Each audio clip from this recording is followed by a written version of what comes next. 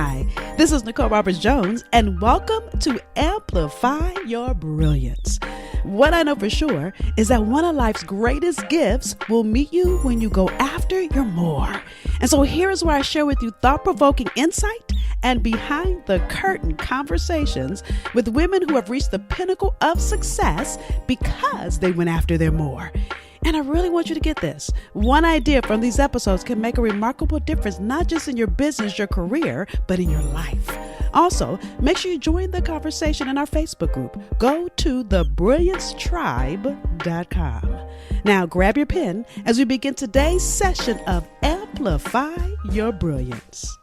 Hello, and welcome to this episode. I think every time I'm going to say I'm excited. Well, this one, I'm beyond excited. So let me read her bio before I lose my mind. So as a fifth generation business owner, Marcella Mollon, and I probably messed that up, Mollon-Williams, has a passion for both entrepreneurship and educating individuals with the knowledge to create a legacy of financial wealth from one generation to the next. Now y'all can see why I'm excited. Now, Marcella is a behavioral financial coach and co-founder of Legacy Builder Group, LLC, a holistic coaching and investment firm helping families build wealth and purpose. Now, she uses her 20 plus years of experience in the financial industry to educate others on the importance of legacy building and financial education. Now, if that wasn't enough, she also has a legacy that's evident in her family. Now, I told you she's fifth generation, right? Well, she is also helping the sixth generation as she has served to help her daughter start a company at age 10, right? And she's also co-founder of the Excel Youth Mentoring Institute, a nonprofit providing youth with mentorship opportunities and educational resources for leadership and entrepreneurial development. Now, Marcella has received numerous awards and recognition in finance and entrepreneurship. You've seen her on TV, radio, and blogs. She's done it all. So now you can see why I'm excited. Welcome, Miss Marcella. Thank you, Nicole, for having me. And look, before we got on, I was like, girl, say your, because I know Marcella, I see her all the time, but I just call her Williams. I'm like, girl, let me get your maiden name right. I'm going to mess it up. And I messed it up anyway. So, gotta love it. So with that, tell us, being a fifth generation entrepreneur doesn't automatically mean you're going to be an entrepreneur. So what made you say yes to this entrepreneurship journey? Yes. And you're right. It does not automatically mean that's where you'll be. It does help guiding it because it is a mindset. It's helpful to have that mindset established in your family. Right. But you can go in so many different directions still because that mindset, the entrepreneurial mindset could be taken into any career choice. Yep. And, but I chose to, I grew up and I worked for my family. I worked in my family business. I tell people I've never worked for anyone but family a day in my life. Well, look, which could be good and could be not so good. There you go. I'm glad you noticed that. Identified that. Right. You are absolutely right. But my brother and I, and we started our business team. We started Legacy Builder Group together. So when we decided to venture off, we realized that, we had a passion for something. My brother had always been just like a penny pincher since he was a kid. And I just had this need to help people build this concept of legacy. And what did that mean? I was exploring it for myself. And I wanted to, know how I can build a legacy financially, mentally. It was just such a big word. And I wanted to understand every aspect of it. And as I did that for myself, I realized how important it was to venture out and to impact the lives of others. As what I truly felt was my purpose, was all of our purpose, honestly. Like we're not here for ourselves. We are not on this for ourselves. Yes. We need to impact the lives. I think if everybody realized that, they'd be more willing to pivot when they need to. They realize your life is not just about your own. So that is what really made that shift happen, to step in fear into entrepreneurship, step out of the cushion of my parents' business and do our thing, because that's what I was called to do. It's interesting. I love how you said step out of my parents' business, because whether people realize it or not, you were an employee. Your parents were an entrepreneur, but you weren't at the time. Yes. So as an employee, and I want you guys to get this, because some of you guys listened to the 5th generation entrepreneur and thought, oh, well, she has it easy because she's always done this. But running your own business and having not sure when revenue is coming and how revenue is going to come, and getting a paycheck at somebody else's business is two totally different things. Completely. And I saw, and I had the advantage and the disadvantage of seeing those times of struggle and those times of abundance with my parents. And so I had the reality. Sometimes people step out and they're not stepping out with the reality of it. So, but sometimes dealing with the reality makes it even more, brings the fear, because you know what you're about to step out into. Right. And what I've come to terms with, for me, because it's not easy being an entrepreneur. So we're not trying to discourage you all, but here's what I've learned. The hard parts is kind of like going to the gym. Now, do I like going to the gym? And I'm saying this to Marcella. If any of you guys watch her in social media, this girl right here, like, challenges me just looking at it. Right. So anyway, let me focus, because I'm challenged in the gym right now. So that's probably why it sticks out for me. But anyway, so for me, what I've learned is every moment of challenge in my business is an opportunity for me to grow. So, and the reason I brought that gym analogy up is because what came in my head is when I go to the gym after I haven't been there for a while, my muscles are sore, because I've got to be able to work a muscle that hasn't been worked. So when something isn't happening the way you want it to in your business, it's not that you're failing, it's that your muscle is sore. There you go. And so in that moment, I've had to learn, okay, if my muscle is sore, if I feel like I'm failing, it's only because I don't know what I'm doing, which is normal, because God didn't put you here by yourself, so you can't know everything, right? And so you've got to be able to go out and find that help so you can grow that area in your business. Yes, exactly. And you're right, because the fitness journey is the same thing. I mean, it's a great analogy. As I continue to, and of course, when Nicole's talking about it, if you follow me on social media, you'll see that I'm a fitness and flexibility enthusiast. Yes. So I kind of share my journey on social media, and what I've learned with the flexibility, especially with that stretching, the aspects of and how it has helped me to even grow my business. Once I got my mindset, I've been in business for over 10 years, and it's always a growth process. But I noticed that once I understood, my physical journey and what was going on with me mentally through that, it allowed me to pay attention to some of the areas in my business of the ways I was holding myself back from growth professionally in my business. And it allowed me to stretch there. It's really stretching further outside of my comfort zone. That's so good. And even staying on this whole 5th generation thing, because I want you guys to get, the reason I'm saying this is because so many people look at entrepreneurship, they either think it's really hard or they think it's really easy. And being that you grew up around it, people would think, oh, it's got to be easy for you. But you hear her saying it's not. You've heard her say fear. You've heard her say stretch. You've heard her say a whole lot of things. So what kind of gave you the courage and continues to give you the courage to continue to say yes to this journey? My why, my purpose, my why, what is for. I think it's whenever you are embarking on a journey, you have to understand the purpose and why you are doing it. I say that's the perseverance factor. If you don't understand why and then have clarity on what you have to sacrifice and pay the price, the cost, I had to ask myself, okay, what am I willing to do for my why? For me, my why is my family, to live a life that I can grow, a life of flexibility. There's that word again, flexibility. So I can have that sense of freedom and to be there for my family, to be there for others. And that gives you the courage. That gives us the courage, whatever that why is, gives us the courage to do anything. If we can stay focused on it, because, you can easily start thinking about all the reasons why you should not. But if you can focus on all the reasons you should and your whys, and she's talking about why you should not, right? When you focus on all the reasons why you should, it really helps you figure out all the reasons or all the ways that you can. The focus, right? I say, he who has a why can endure anyhow. Ooh, that's a good way. Say that again. That was good. The he who has a why can endure anyhow. Like, how am I going to do this? How do this? You can endure that. What you are focused, like you said, Nicole, focus on your why. Your focus comes with your self-talk. Your focus comes with having accountability people, coaches like you who are who are reminding you about your why.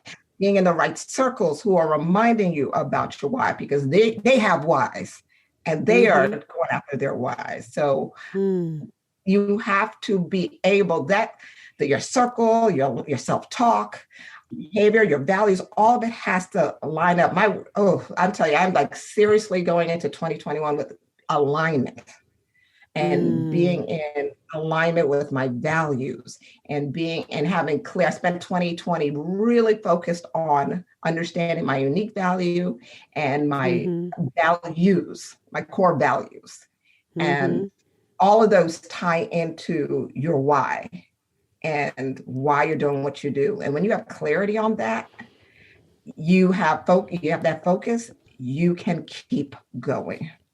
We're going to stop here and take a quick commercial break, and we'll be back for more. Hello, successful woman. Yes, I'm talking to you. Whether you have a desire to start a business alongside your 9-to-5, or you've already started a business and you're ready to make predictable revenue. See, I've created something to support you, and it's called the Brilliance Roadmap Quiz. And guess what? It's free. Learn more about it at brillianceroadmapquiz.com. See, taking this assessment asks you some specific questions that will assess where you are in the journey, and then from there, you'll be invited into a 5-part training, again for free, that will give you the tools you need to move from where you are into the next steps to start or grow your purpose-focused business right now. You ready? Learn more and get started today by going to brillianceroadmapquiz.com. You know, what's interesting is you're talking about, understanding your unique value. How many of us, and this was me included, so I'm not pointing a finger, y'all. If anything, I'm pointing a finger back at me. We are on autopilot and we don't stop long enough to even identify what our 5 most important values are. And I'm sharing that because anytime you are in a relationship and it's not working, your values are not in alignment. Anytime something's off in your business, like times I've had to let people go in my business, they weren't bad people. Our values just weren't aligned. Exactly. Yeah, so those you bring 5 up values. Such a great point. Go ahead, Sarah. That matter. No, I said those 5 values, they absolutely matter.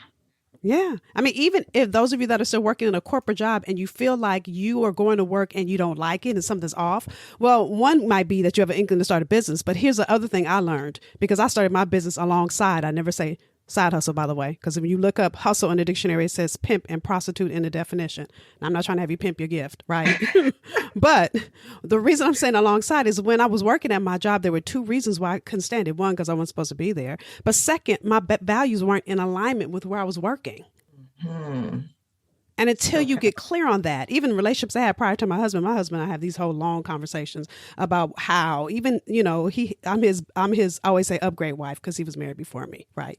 So, and I call it that because it's an upgrade, not in the upgrade sense that you guys think. Right. But I say upgrade because he upgraded his mindset to be ready for me. And the same way I upgraded mine, because baby, if you guys saw the people I was dating before my husband, sometimes I'm like, oh, Lord, thank you for getting me out of that movie. But It was because I wasn't clear on my values. So if I'm not clear, how can anybody else be clear when they come into my space? So powerful. It makes a difference. And you're absolutely right, because it's the same thing I have to go through with our clients with their financial behavior. They have to understand their values and be clear on that, because other than that, their behavior is not going to line up, and they're going to be making financial choices that do not align with their values.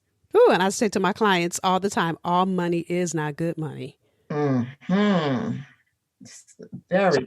So when you are when you're in a hustle place, and I said hustle, I meant to this time, right? And you're desperate. You're trying to get money because you need it in your business, instead of being clear and not compromising around your value and understanding that it's not a sell, it's a serve. How do you serve people? When you serve people, money comes. Yes, absolutely. Absolutely. I love that.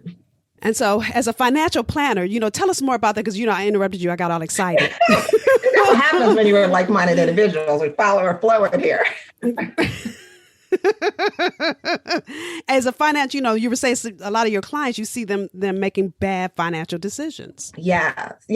And, we have a process that I don't like to think is very unique. And because we do start with education. And they're just things that we require clients to read and work on their mindset first. It doesn't matter. We cannot make a single recommendation. We cannot do anything technically if your mindset is not ready for it, because you will continue to make a mistake every time the market fluctuates.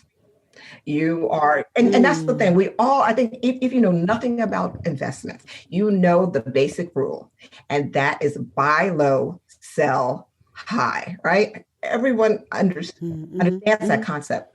But if we look at the average investor's behavior, we will see that the opposite takes place more often than we would like, because we panic. We see the market going down and we're ready to sell. And then we panic again, when we come back up. We're like, oh, wait a minute, I'm losing out. And then we're buying. And because our behavior now, you're not paying attention to your long-term goals that you set with your planner and with your advisor, and you all these things. But you're looking at right now, and you are allowing you're allowing that external stimuli to come in and go straight to your emotional center of your brain. And by that, this is so good. We do the same thing as business owners. Yes. When you're a CEO and you're looking at how much revenue you need every month and you feel like one of your months is low, you get in panic mode. Same thing you said. Yes, it's no different. And the thing is that our behavior patterns are the same across the board. Again, that's why I focus on the area. I have a thing I created called a 4F initiative, which is focused on faith, family, finance, and fitness. And when I go through this, the mindset behind all is the same. When I was young and I was thinking about my family plan. What kind of family do I want? It was no different than developing a business plan. I had to have the right partner. I was in college, and I know I'm a little different, but I was in college and I was already planning my family. I knew the kind of husband. I know that's right. I got married at 21 because I was ready. Well, that's why you got married at 21, because you were clear. Exactly. It was clear. And you know that. That's what you teach them, right? And when you make your plan and you create a plan, then you'll be ready for when opportunities come. And you have everything in place, and you're clear on these visions, you create opportunities. But our behavior, our emotions come and they combat what we should be doing, our logical sense, our frontal cortex, right? And where the logic is, and it comes and interferes. And then we find ourselves taking actions that don't make sense to us afterwards. So And this is so good, but I'm like, where did you learn all this? It's like, where did this come from? Even at 21 in college, it's like, who are you? It's like, where did you come from?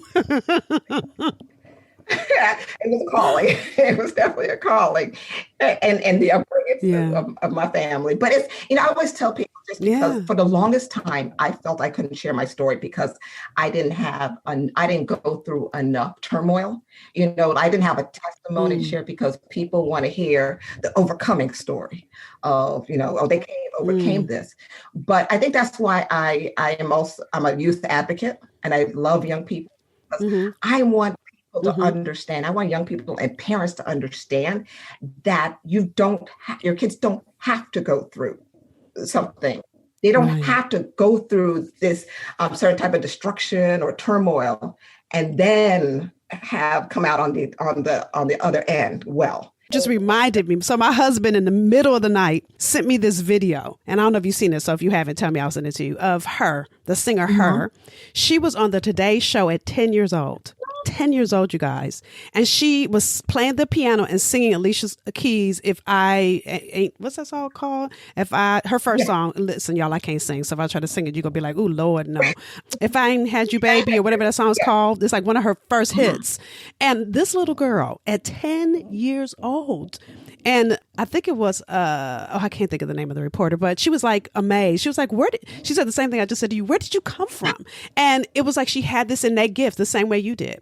And because her parents nurtured that gift in her, it started at 6. And they talked about this on this whole segment. It started at 6, that by 10, this little girl is playing like 3 instruments. Yeah. Now we look at her now. And then the woman said, and she was so mature, she was like, "You're so confident." She said, "I am." She's 10. I love it. And she said, "How did you get like this?" She said, "I've always been this way." And so you're right. You don't have to have gone through anything. But the beauty is when you get them young, the Bible verse says, train a child up. And I forgot the rest of it, but it's train up a child. Right. Mm-hmm. So for you, what your parents did, the same thing you did for your mm-hmm. kids, the same thing I see you doing. Now, I haven't seen you with your son. I'm sure you're doing it with your son, too. I see you and your daughter out all the time. I see the not just the seed that's planted, because you don't just plant the seed and walk away. You water the seed. Which I'm sure your mom and dad did the same thing for mm-hmm. you. Yes. And again, that's just important. Yeah, you don't have to. Yeah, it starts early. Just like you said, plant the seeds, water the seed, be there, because what we don't want, it is so much easier to build strong. I can't remember, there's a Frederick Douglass quote, it's easier to build strong men than to repair broken men. Ooh, that's so good. I mean, it's those concepts, it's those things I kept in front of me, again, since college. It's just a calling I just need to contribute to the world. I think that's the bottom line of my life. Yeah. I needed to contribute. I needed to bring in, if I'm going to bring forth life. And I didn't assume that I was going to even be able to have children. Like I said, I knew I was going to be a mother, whether it was adoption or not. It didn't even matter to me if I can physically have children or not. I was going to have children because I knew a part of my assignment was to bring in contributing members of society and have people in this world that will make a greater impact than I will. So that I took that assignment very seriously in choosing my spouse and making sure I had a partner that would align with that value. And we went from there. And so I think that's a similar pattern you'll see throughout my life, is that I need to impact my community, families, and just make a difference while I'm on this earth, for however long that will be. Well, I'm saying thank you to you, because you have been such a light on the path, not just for moms and not just for, families, but for women, that you can choose you and you can be unapologetic. Thank you. I appreciate that. Yeah, very intentional about choosing me, especially as a mom, like it says, as a mom and working. Choosing you has to be very intentional. And even as I watch Gabrielle and all that, she's in college now, or did she finish college, girl? No, I can't keep up. Look, sometimes I see my friends' kids. Okay, I'm like, are they 5? And my nephew said, "Auntie, I'm 7." Whatever, you're still 5 to me. I just can't keep up. So but just seeing her evolution, because when I first met you guys, she was I don't even think she was in high school. I think she was junior high when I first met you guys. Junior high. It's just a little thing. Yeah. And just looking at her evolution as a business owner, an entrepreneur. And then I know for you, and I want to talk about this because there's all kinds of pivots we could talk to Marcella about. But I think the hardest one that many women face is that empty nest and having to let them go. And not only did you have to let your child go, but you also were like helping her run her business. She fired me. Right. Which I'm proud of her for doing that, because that's hard. Yes. For both of you. Yes. So talk to us a little bit about having to make that choice and having to say yes to that. Yes. I believe, and again, a part of the things I operate in life with, and they're just like the certain tenets that I try to operate my life in. And one of them is from Stephen Covey is begin with the end in mind. Yes. Yes. So even starting this journey, one of the things I realized with raising a young entrepreneur, and I always tell parents that who are looking to raise young entrepreneurs, young activists, young change makers, whatever it is that you have to be prepared for that transition period. You have to understand, because it's not like an adult starting a business where you are an adult and you're going to end as an adult. They're starting as a child, and they're going to go through this period of transition that is just emotionally difficult all by itself. Now, add in this professional relationship aspect, and that's going to make things a little interesting. So with Yeah. Especially in my situation, I had my own business. It was family business. I had to step back from my business to a certain degree to give her more time, which I understood is a time and a season under the sun. There's a time for everything, and a season for everything.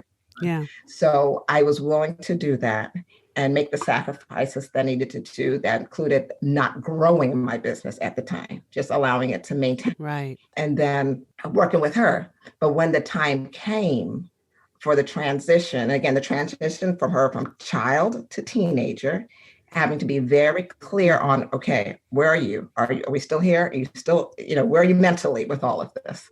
And prepare her leadership skills so that when she turned 18, and I'm going to reclaim my time. I know that's right. Right. Now, did you always tell her, but when you turn 18, then you're going to be on your own? So did you already have that kind of set up so she would learn along the way? I did. Good. That's so good. I had that. And she said she always understood.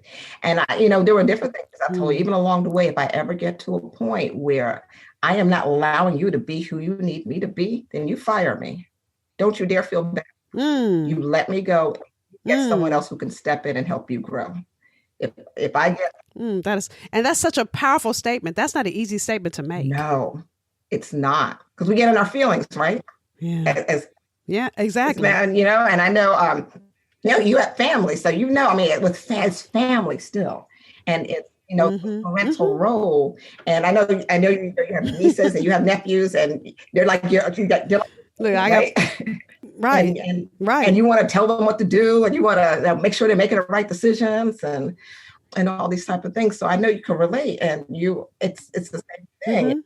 Listen, my niece is 23, I think 22 or 23. I told you I'm bad with numbers.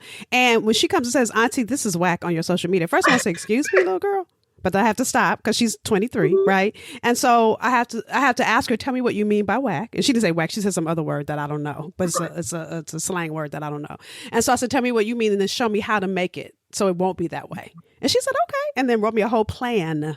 So I had to step out of my own emotions, so I get it. That's a perfect example. That's exactly what it's like, leaving room for these young people to express themselves, and because they know they're so smart. We can learn so much from them. And I had to keep that in mind with her. So when the time came, yes, it was time for her to shift. And there were conflicts because she is a creative. She's a jewelry designer. She has both the business brain and the creative, as far as the design artist brain. And I understood we connected very well on the business brain side, but on the artist, I'm not an artist. So I struggled with certain things. So even with her jewelry designs, I was like, "I'm sorry, you don't want to do manufacturing? I don't know what to do with this. I don't understand." But she's a jeweler. I'm like, "You're not going to see Jacob the jeweler manufacturing. He makes his stuff." Okay. Yeah, so she knew what she wanted, and she was not willing to shift in the areas that she should not have. And I was like, well, thank God I raised her to be strong in her understanding of herself. But it didn't always feel good. Yeah. It didn't always feel good. No, that's why I commend you, because when my niece said that one thing to me, it hurt. I had to catch myself because she was getting ready to get in trouble. Don't talk to me like that, right? Because, she wasn't talking to me as her auntie in that moment. No. This is what she does for a living, by the way. So I had to check myself and go, she's a social media strategist for a huge company. Nicole, shut your butt up and get some free coaching. Wow. Right? Because she said, "Auntie, you're such and such is," she didn't say whack. That's what I heard, but she said some other word that I didn't know what it meant. And so for me in that moment, I had to stop. I did look at her like that. And she said, "Auntie, dang, I'm just trying to help." I said, "I'm sorry." I had to tell her, "I'm sorry, baby." I had to check myself. You are right. Show me what you mean. And so I commend you, because that was one moment for me, girl. I didn't live with it. I can only imagine. And both of you guys have such strong personalities. And you raised her to be that way. So at the same time, she's being who you taught her to be, but then it's like, excuse me? And you might be saying it in your mind. Understand. But the thing I've also learned is, my goddaughter did the same thing to me. She was on Instagram, on the Insta story, and I logged on and she said, "Auntie, can you log off, please?" Now, the auntie in me, well, she calls me auntie. I'm her godmother. "Auntie, can you log off, please?" I'm like, "No, she didn't." So I calmed myself down. I called her an hour later and I said, so I get that you didn't want your grown auntie on your social stories, but could you have texted me? Dang, you had to put me on blast like that. And she laughed, but I had to realize that's what it was. It was my ego that got interrupted, that was bothered. She wasn't being disrespectful. Right. Yeah. Right. Because she said it nicely, Auntie, can you log off, please? I don't know if this is for you. I was like, no, she was right. It wasn't for me. So it gets really hard. And so when I see you all, and I think I saw you as recently, the last time I saw you was a couple of years ago, because thanks to COVID, but I still see it's such a beautiful song and dance to see you two together, because I see you stand back and let her do her thing. But then if she has a question or she needs support, you're right there. Yes. And so much growth. I learned so much through that experience. So much. It's so much in leadership. You would think isn't that, but the communication skills and how for us to work together, our personality types working together.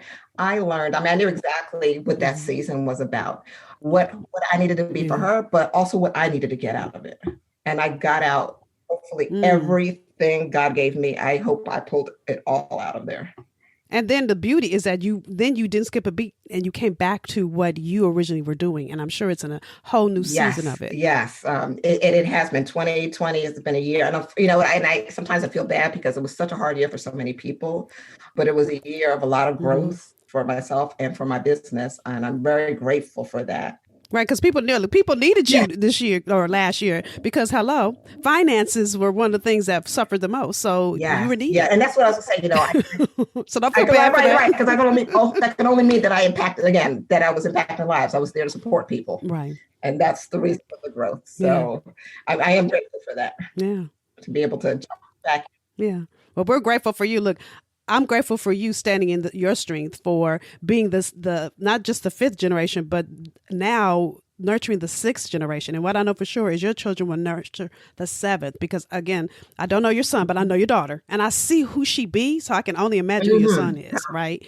And so I just thank you for all you are and all you do as a woman first, then as a mom, and then as an entrepreneur. I appreciate you. I really do. Thank you, Nicole. I thank you. And I appreciate you for all that you do and for this platform.